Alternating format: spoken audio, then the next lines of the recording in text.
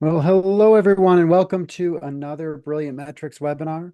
Today we are talking about brand vectors, which is a process we innovated here at Brilliant Metrics, helping you quantify your brand in a way that helps you measure as well as continuously improve your brand positioning in your audience's mind.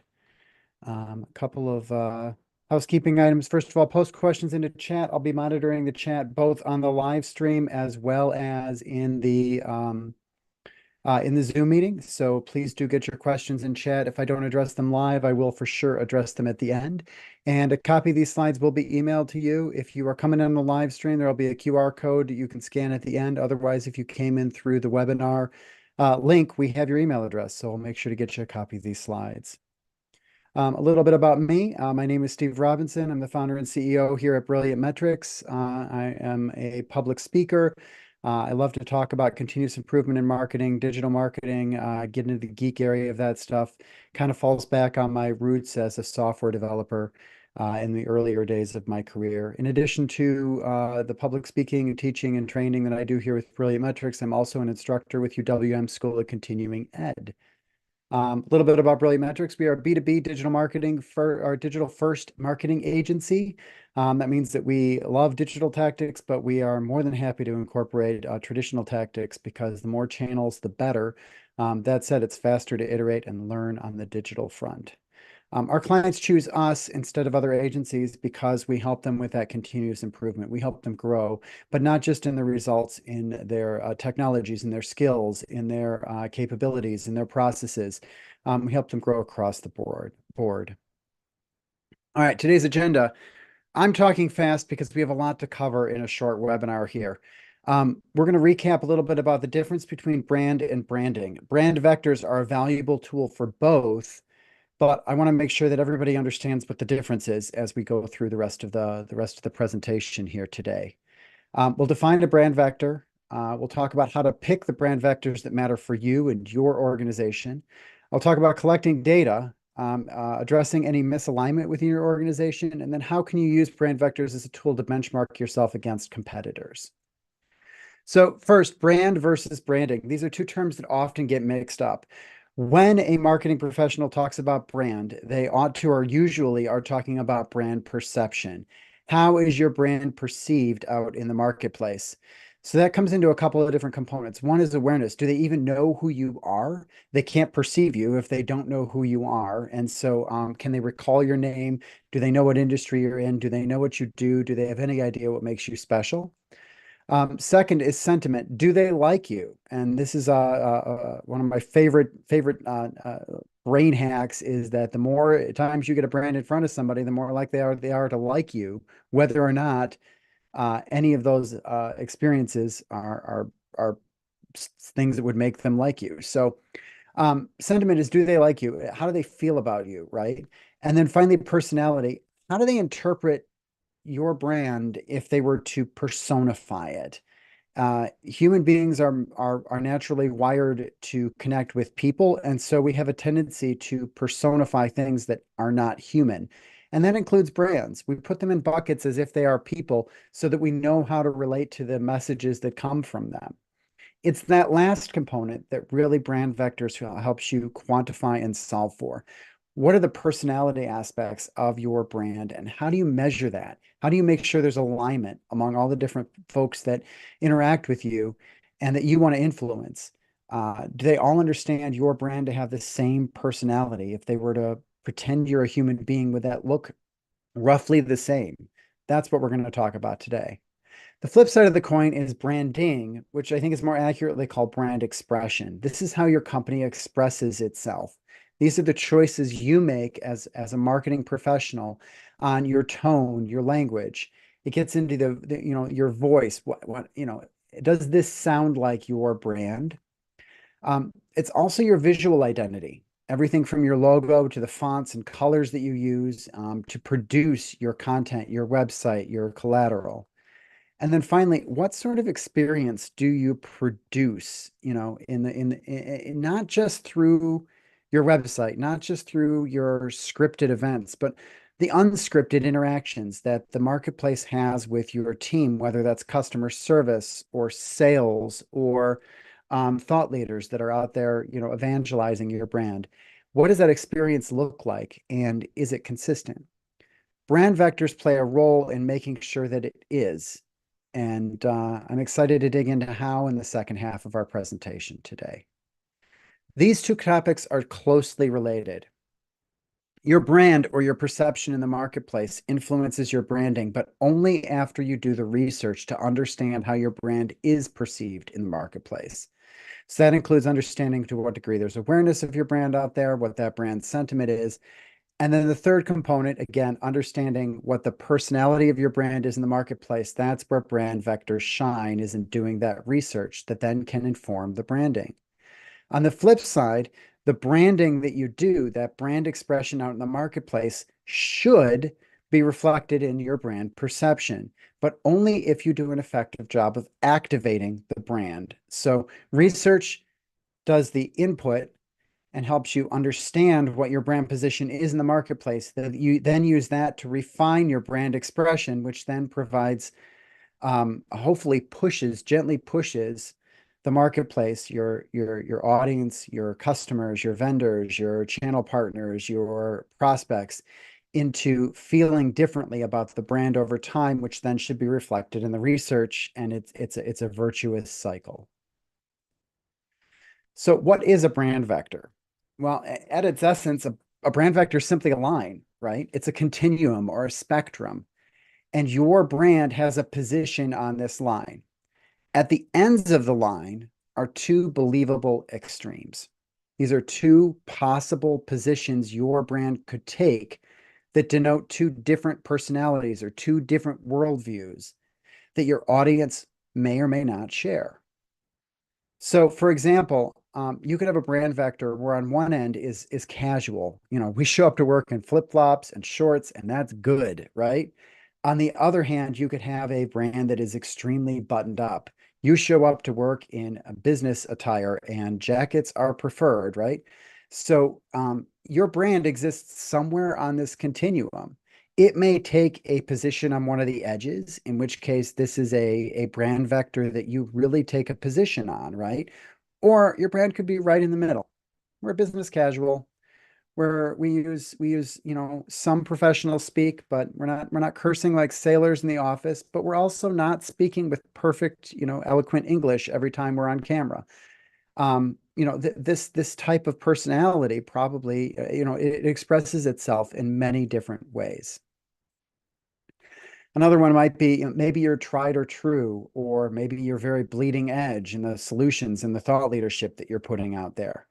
Your brand, again, probably exists somewhere on this continuum. It could be in the middle, in which case this is not a particularly exciting brand vector for you and your brand, or you could be out there on one of the edges. The key thing is that these are two believable extremes. So a brand has to want to embody both ends of the spectrum. Otherwise, it's not a useful brand vector. So um, mean versus kind, or what's up on the screen, stupid versus genius, right? Every brand's going to want to be on the genius end of that. Every brand's going to want to be on the kind end of that. Nobody's going to want to be mean. Nobody's going to want to be incompetent, right? So these have to be two believable extremes in order to be an effective brand vector. Otherwise, it's not useful for positioning yourself. Everyone just aspires to be on one side of that line. So when I talk about these brand vectors, one of the questions that comes up is there a list? And the short answer is yes, we've developed one. But if you want to go off the reservation with this, as long as you are sticking to those two believable extremes, then you're not going off into territory where nobody would want to be on one end of that line. You're safe in developing your own brand vectors as well. Up here on the screen is a list of some of the brand vectors we've used in the past that we found to be very effective with clients. I will send a link to this PDF to download it that you can use this list to refer to if you want to apply this brand vector process in your organization. But it is again, if you want to come up with your own, go for it. There's nothing saying that you have to stay within the predefined list here. Okay, so how do you select the brand vectors that matter to you? Because if you couldn't use all of this list, it would be too much information for anybody to understand if they were trying to create content and wanted to refer back to your brand vectors. Or if you wanted to run a survey, you can't survey everyone with all of these vectors. You need to whittle this down to the brand vectors that matter to you. And so before you can really identify where you sit on each one of these vectors, you want to select 5 to 10 that matter to you right now, and then you'll further refine those later, and we'll talk about that in a moment. And the easiest way to do this is to survey some key stakeholders. You want to form a committee of people who are going to be closest to the customer and the relationship and or the vision and direction of the company. So this includes sales, customer service. They're going to be really close to what the customer or the prospect or the marketplace thinks about your brand. They're the one interacting with those folks every single day. Grab a couple of those folks on the front line that really are of the they're the type of people that you could count on to give you good objective feedback. On the vision end of things, your senior leadership and your marketing team certainly know where they want the brand to be and that where they're positioning the brand in the marketplace. Get a couple of those folks on your committee as well. And then ask them, of this laundry list of brand vectors, in which of these do we really stick out? Where are we the odd duck compared to the competition or the rest of the marketplace? And then second of all, which of these from a value standpoint or from a marketing standpoint do we hang our hat on being at one of the extremes, right?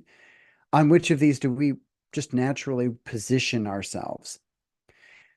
The goal is to capture 5 to 10, and that might require a meeting to whittle that list down after you survey that group. The vectors that really seem to matter, and I say seem to because you'll find out quantitatively in the next step which ones actually matter. Again, are the ones that you've got a polarizing position, you're off on one of the two extremes, and or they differentiate you in the marketplace. So once you've selected those vectors that you think matter to you, the next step is to collect some data. So the most effective way we found to do this is to publish a survey. Who do you survey? Well, you want to survey the senior leadership separately from the employees. The reason being, we found in many organizations, the senior leadership is thinking that the brand is positioned over here when, the rest of the rank and file believe that the brand is positioned over here. So definitely separate out those two. You want to survey your vendors. Your vendors interact with you on a regular basis. They have a really good idea of what it's like to work with you and what the brand personality looks like based on the team members that they interact with. Channel partners, it is critically important you have alignment here. They're representing your brand in the marketplace. So whether it's a rep, a dealer, a distributor, a retailer, anybody who is hawking your goods or services needs to be in line with your brand. So survey them. And then finally, the obvious one is your customers. You want to understand how they feel about you. What personality boxes do they put you and your brand in? I would strongly recommend incentivizing these surveys. You probably don't need to do this for the employees. I hope you don't, but you definitely need to do this when you start talking to customers and probably your vendors too. A $5 or $10 Amazon gift card goes a long way. It's a pain to fulfill. There are vendors that'll help you do that, but it really does go a long way. We've also found that if you put the survey out there and say that you will be incentivized and you put it at the end, provide your address to mail the card to or an email address to send the card to, and you give them an option to check a box to say no thank you on the card, a surprising number of people get to the end of the survey. And if it wasn't an arduous journey to get there, they don't even ask for the incentive. But it goes a long way in getting people to act and get off the ledge, and just shows that you respect their time and you value their time, right? Another suggestion is the key value of these brand vectors is that it's a continuum. And so you're going to want to use a platform that lets you put a slider out as part of that survey where somebody can literally, with their finger on their phone or with their mouse on their computer, position the dot where it goes between the two believable extremes. SurveyMonkey has this tool built right in. That's our platform of choice when doing this, but there are other platforms as well. The key thing is whatever platform you go to use, make sure they have this slider tool. Pro tip, when you set up that slider, the default is like 0 to 100. You're going to want to change the totals on either side of that to negative 100 and positive 100. That will allow you to more easily evaluate whether or not that slider's average is somewhere on an extreme, because all you have to do is look at the absolute value of your result and say, is it greater than 50? And then you know if you're somewhere on the ends. Once you get the results, you're going to plug them in and analyze them. Paying special attention to which group you surveyed, you're going to want to look at which vectors have an average outside the middle. The vectors that come back as vanilla, your brand just kind of sits in the middle on this, are not ones that you presently have a stake or position on. Now, does that mean that you can't include it into your brand moving forward? No, it just means when we get to the activation portion of it, you've got a significantly greater uphill battle. So let's say that your senior leadership believes that your brand is especially, approachable and folksy and open and all of those things, but you run your brand vectors and none of those terms hit. Well, then that means that you've got some work to do on the activation side, and it's going to be a slow road to get there. Additionally, you want to keep an eye on what sort of standard deviations you see in the different groups. For the folks that are a little rusty on their stats and math, by calculating the standard deviation of a group, you understand how tight your results are. Are they all over the place, or do they form a nice, neat, normal distribution with your little bell curve and everything is nice and tight in the middle? Standard deviation will give you a good idea of that. There are other statistical methods that'll do that as well, but the lower the standard deviation, the closer everything is to that average. And then finally, where is their alignment? When you look at your vendors, when you look at your teams, when you look at your customers, when you look at your channel, who's not aligned with whom? Because it's those misalignments that are definitely the opportunities for correcting when it comes to activation. So let's jump over and talk about that misalignment. If you have two groups that are not in alignment, leadership and employees, or leadership, employees, and vendors, right? The company believes that they're over here, but the vendors think they're out here. Or maybe the channel has one set of brand vector, while your customers in the company are a different set. That means that you have some activation work to do on your brand.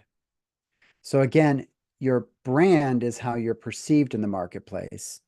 Your branding is your brand expression, how you are projecting yourself on the marketplace. And often, if you find that there is an issue in the research that you're getting in your brand perception, it's because there's a gap in your branding or your brand expression. So what do you do? Well, first thing, you want to take a look at your brand guide. First of all, is your brand guide being used? Second of all, does the brand guide include the brand vector research you just did or the brand positioning that you are aspiring to?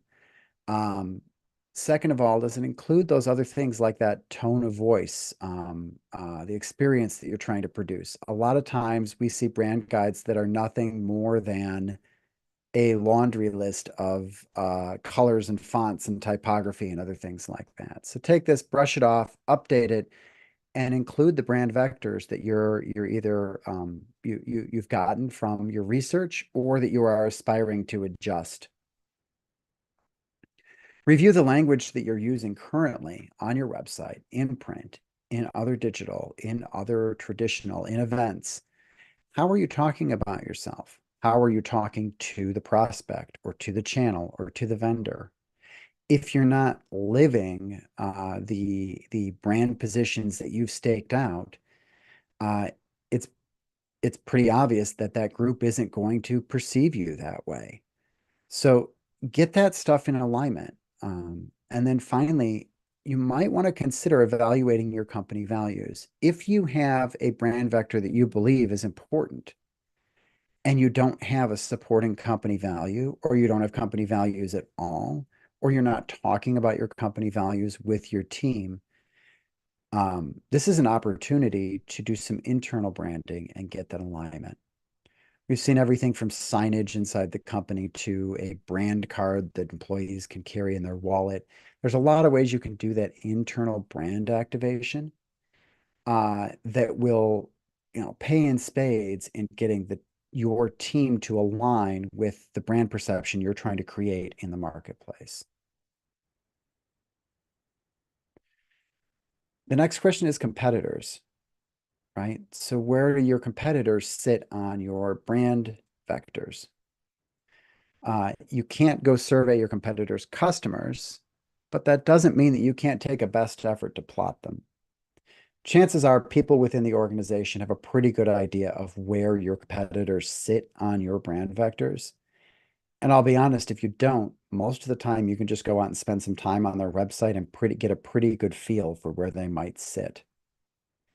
Plot your competitors, understand where you have white space.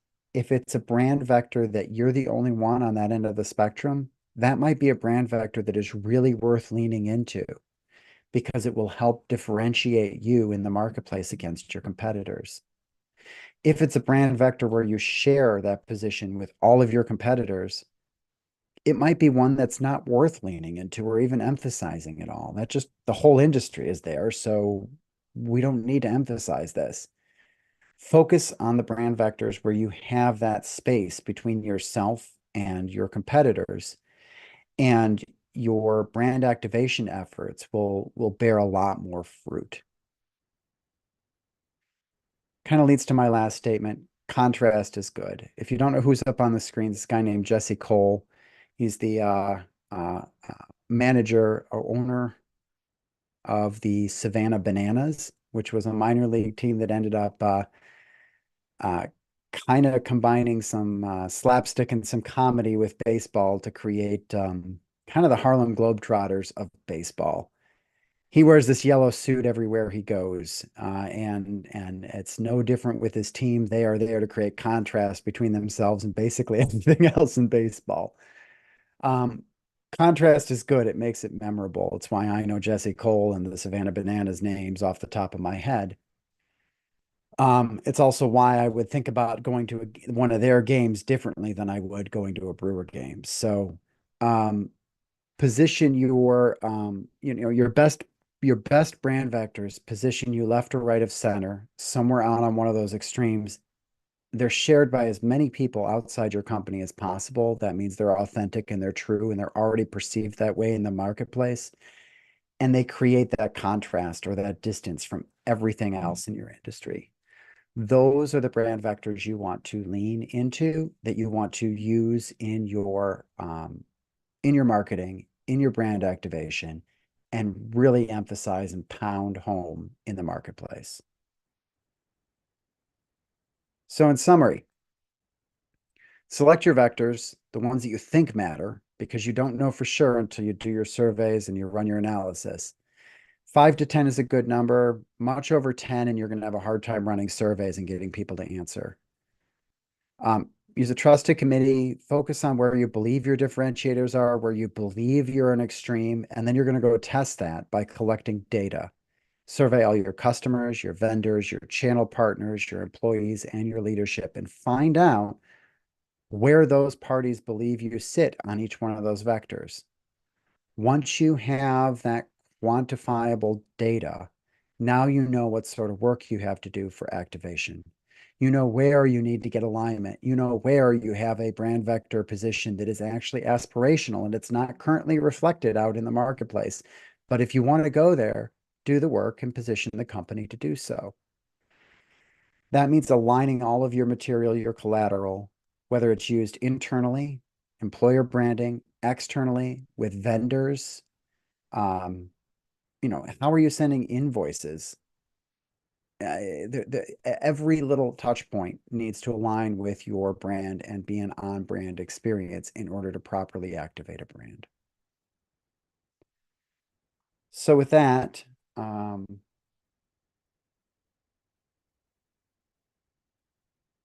I'm going to open the floor to some questions here. I know we've got a small group today, so I don't know if we're going to have a ton of questions. If you do have questions, if you're watching this on a recording later and you want to reach out, please feel free to do so. Um, and